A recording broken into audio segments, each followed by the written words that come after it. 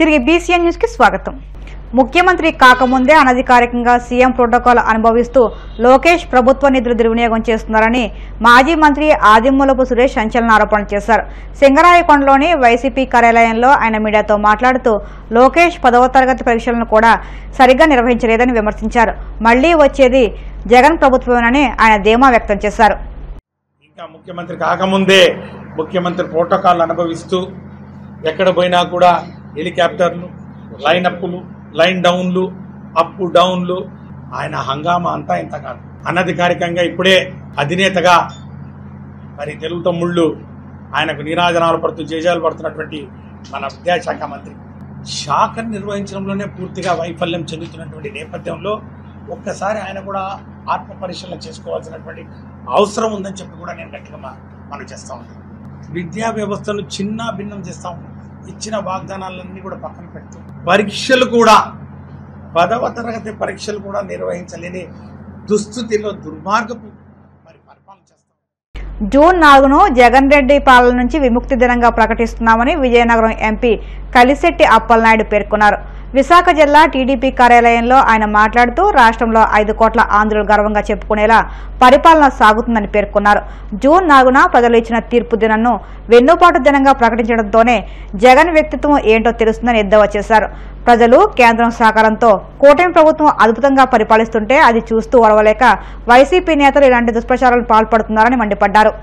Telugu Desam party కడపలో జరిగిన మహానాడు అద్భుతంగా జరిగింది. ప్రపంచంలో తెలుగు వాళ్ళందరూ కూడా గర్వపడే విధంగా తెలుగుదేశం పార్టీ పండుగ జరిగింది. ఆ పండుగను చూసి ఓరవలేక వైకాపా నాయకుడు జగన్ రెడ్డి గారు కానీ వాళ్ళ నాయకులు కానీ అవాకు చవాకులు చూస్తుంటే జాలేస్తుంది. ఈరోజు వారు రేపు 4న ఏదో వెన్నుపోటు దినోత్సవం చేస్తామని చెప్పి ప్రకటన చేశారు. ఈరోజు తెలుగుదేశం పార్టీ ఎన్డీఏ కూటమి పరిపాలనలో ఏడాదిలోనే మీరు కూడా ఊహించలేరు. బహుశా ప్రజలు ఇచ్చిన తీర్పు ప్రకారంగా ఈరోజు అభివృద్ధి కార్యక్రమం జరుగుతుంది. ఇంకో మాట కూడా చెప్పాలి. జూన్ 4 ఫలితాలు ప్రజా తీర్పు, ప్రజలు ముక్త కంఠంతో వాళ్ళు ఇచ్చిన తీర్పు. దేశ విదేశాల్లో ఉండి వచ్చి జగన్మోహన్ రెడ్డిని రాష్ట్రం నుంచి వెలదొలగాలన్న ఆలోచనతో, జగన్ రెడ్డిని విముక్తి దినంగా ప్రకటించాలన్న ఆలోచనతో ప్రజలు తీసుకున్న నిర్ణయం ఇది. ప్రజా తీర్పుని మీకు గౌరవించుకుంటా ప్రజలు మ్యాండేటరీగా ఇచ్చి ఫలితాలని దృష్టిలో పెట్టుకుంటా అదే రోజున వెన్నుపోటు దినోత్సవాన్ని దినమని చెప్పి ప్రకటించడం అనేది మరొకసారి మీ అహంకారానికి ప్రతీక అని చెప్పి చెప్పాల్సిన అవసరం ఉంది. ప్రజల్ని మీరు ఇన్నుపడతారన్నట్లు ఉన్నది. మీకు ప్రజలిచ్చే తీర్పు ఇది.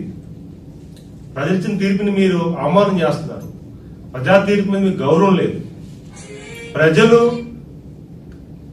ప్రజా తీర్పుని మీరు గౌరవిస్తే ఆ రోజు ఆ కార్యక్రమాన్ని మీరు ప్రకటించరు. అంటే మీకు ఇప్పుడు కూడా మీ చరిత్ర ఉన్నంత వరకు ప్రజలు ఇప్పుడు మిమ్మల్ని ఎన్నుకోవాలి.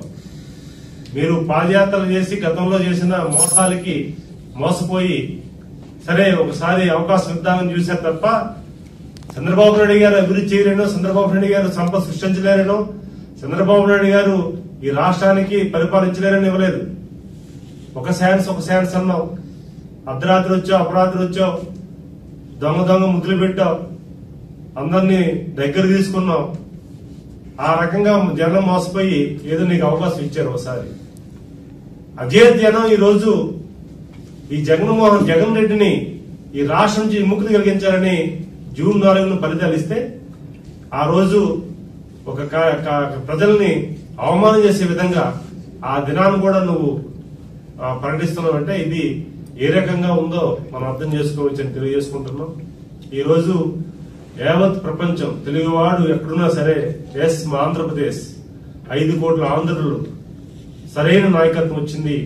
ప్రధానమంత్రి నరేంద్ర మోడీ గారి సహకారంతో ఎన్డీఏ కూటమి నాయకత్వం వహిస్తున్న ఆంధ్రప్రదేశ్ లో గౌరవ ముఖ్యమంత్రి చంద్రబాబు నాయుడు గారి పరిపాలన బాగుందని గర్వపడే రోజున వస్తుంటే ఈ రోజు పక్కదో పట్టించడానికి చూసి వరలేనితనం ఎందుకంటే మీ శాడిజం కూడా తెలుస్తుంది. నిన్ననే ఒక కార్యక్రమం విజయవాడలో ఇబ్రహీంపట్నంలో ఒక సంఘటన జరిగింది. చూస్తున్నారు ప్రజానీకం అందరూ కూడా. చిన్నపిల్లవాడు సైకిల్ దొక్కుతుంటే మీరు ఫంక్షన్కి వచ్చి ఆ సైకిల్ తీసుకొని నేలకేసి కొట్టి వెరగొట్టి మీ ఆనందాన్ని, మీ సైకో ఏదైతే ఉందో ఆ సైకోని ఆనందిస్తున్నారు. ఇంక మీరు మారలే. రాష్ట్రంలో కృష్ణా గోదావరి బేసిన్లో లభ్యమవుతున్న గ్యాస్ చమురు సహజ వనరులపై అప్పుల్లో ఉన్న ఆంధ్రకు వాటా దక్కాలని కోరుతూ జూలై నెలలో రాజమండ్రిలో రాష్ట్ర సదస్సు నిర్వహించినట్లు సిపిఐ రాష్ట్ర సహాయ కార్యదర్శి మొప్పాళ్ల నాగేశ్వరరావు తెలిపారు. రాజమండ్రిలోని సిపిఐ కార్యాలయంలో ఆయన మీడియాతో మాట్లాడుతూ లక్షల కోట్ల విలువైన సహజ సంపదలను కార్పొరేట్ సంస్థలు దోచుకుపోతున్నాయని రాష్ట్ర ప్రజలు ఆ దోపిడీ అడ్డుకోవాలని అన్నారు. విశాఖ ఉక్కు ప్రైవేటీకరణ ఆపాలని గత 4 రోజులుగా కార్మికులు పెద్ద ఎత్తున ఆందోళన చేస్తుంటే ఇప్పటి వరకు ముఖ్యమంత్రి చంద్రబాబు, డిప్యూటీ సీఎం పవన్ కళ్యాణ్ నోరు మెదటం లేదని విమర్శించారు. భారతదేశంలో భారత కమ్యూనిస్టు పార్టీ కమ్యూనిస్టు ఉద్యమానికి మించిన త్యాగాలు చేసినటువంటి పార్టీ మరొకటి లేదు. 100 సంవత్సరాలు నిండిన పార్టీలు దేశంలో రెండే ఉన్నాయి. ఒకటి జాతీయ కాంగ్రెస్, 2 సిపిఐ. అయితే జాతీయ కాంగ్రెస్ అనేది ఒక జాతీయ ఉద్యమం. మహాత్మా గాంధీ గారు స్వాతంత్రం వచ్చిన వెంటనే ఈ జాతీయ కాంగ్రెస్ బ్రిటిష్ వ్యతిరేక పోరాటంలో స్వాతంత్రం కోసం ఏర్పడినటువంటి ఒక జాతీయ ఉద్యమం. కనుక ఈ జాతీయ ఉద్యమాన్ని ఇంతటితో ముగించి ఎవరికి వారు సొంతంగా రాజకీయ పార్టీలు పెట్టుకోండి. అలా కాంగ్రెస్ వాళ్ళు కూడా అది నెహ్రూ నుండి సర్దార్ పటేల్ దాకా మీరు వేరే పార్టీ పెట్టుకోండి, కొత్త పేరుతో రిజిస్ట్రేషన్ చేసుకోండి. ఇది జాతీయ ఉద్యమాన్ని పార్టీగా పెట్టడం మంచిది కాదని గాంధీ గారు వారందరికీ ఒక సలహా ఇచ్చారు. కానీ ఆనాడు ఉన్నటువంటి కాంగ్రెస్ పెద్దలు మనం అలా వేరే పేరు పెట్టుకుంటే అధికారాన్ని కమ్యూనిస్ట్ పార్టీ కొట్టేస్తుంది, మనకి పుట్టగతులు ఉండవు. కాబట్టి జాతీయ ఉద్యమాన్ని కాంగ్రెస్ పార్టీగా రిజిస్ట్రేషన్ చేపిద్దామని వారు చేపించారు. దాంతో సుదీర్ఘ కాలము స్వాతంత్రం తెచ్చింది కాంగ్రెస్ కాబట్టి 2-3 తరాలు ఆ రకంగా కాంగ్రెస్ కి అనుకూలంగా ఓట్ చేసి 32 మంది బలి ఇచ్చి 57 మంది కమ్యూనిస్టు శాసనసభ్యులు రాజీనామాల ద్వారా సాధించిన విశాఖ ఉక్కుని ప్రైవేట్ వాళ్ళకి అమ్మేటువంటి వైఖరి కేంద్ర ప్రభుత్వం తీసుకుంది. దాన్ని ఖచ్చితంగా ఎదుర్కొని స్టీల్ ప్లాంట్ పబ్లిక్ సెక్టార్లోనే నిలబెడతామనే మాట ముఖ్యమంత్రి గారు కానీ ఉప ముఖ్యమంత్రి గారు కానీ చెప్పలేకపోతున్నారు. వేలాది మంది కాంట్రాక్ట్ ఉద్యోగుల్ని తొలగిస్తున్నారు. దాన్ని తక్షణం మానుకోకపోతే అది ఈ రాష్ట్రంలో ఒక మాంత ఉద్యమంగా మారుతుంది. ఉక్కుని కాపాడుకునే దానికి కమ్యూనిస్టులు ఉక్కు కార్మికులకి సంఘీభావంగా సిపిఐ నిలబడుతుందని చెప్పి తెలియజేస్తున్నాం. రెండో ముఖ్యమైన అంశము మన ఉభయ గోదావరి జిల్లాలకి కాకుండా యావత్ ఆంధ్రప్రదేశ్కి, తెలుగు జాతికి ప్రయోజనకరమైనటువంటి విషయం. ఇవాళ గోదావరి కేజీ బేసిన్లో ఉన్నటువంటి సహజ వాయువు 47,000 చదరపు కిలోమీటర్లు మన తీర ప్రాంతం భూమి మీద, భూగర్భంలో, సముద్ర గర్భంలో విస్తరించి ఉంది.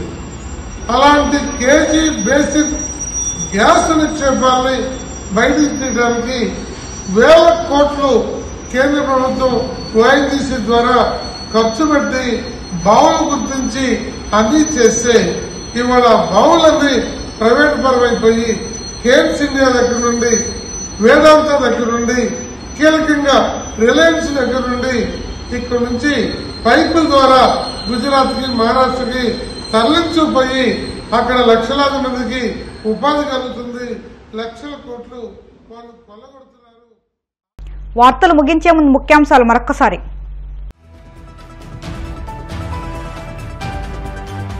నెల్లూరులో పలు అభివృద్ధి కార్యక్రమాలకు శంకుస్థాపన చేసిన మంత్రి నారాయణ. కూటమి ప్రభుత్వం అభివృద్ధిపై ప్రత్యేక దృష్టి సారించిందని స్పష్టీకరణ.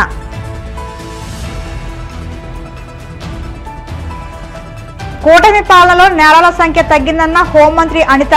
ప్రజలకు రక్షణ కల్పించడంతో పాటు నేరస్తులను అరెస్టు చేస్తున్నామని వెల్లడి. పశ్చిమ గోదావరి జిల్లాను బాల కార్మిక రహిత జిల్లాగా తీర్చిదిద్దేందుకు ప్రతి ఒక్కరూ కలిసికట్టుగా పనిచేయాలి. అధికారులకు కలెక్టర్ నాగరాణి ఆదేశాలు. కౌలు రైతులందరికీ అన్నదాత సుఖీభావ పెట్టుబడి సాయం అందించాలి. దేముడలో ఆంధ్రప్రదేశ్ రైతు సంఘం నాయకులు ధర్నా. ఈ వార్తలు ఇంతటితో సమాప్తం. మరిన్ని వార్తల కోసం BCN digital YouTube channel, Facebook పేజీని ఫాలో అవ్వండి. అప్డేట్ వార్తల కోసం ప్లీజ్ సబ్స్క్రైబ్.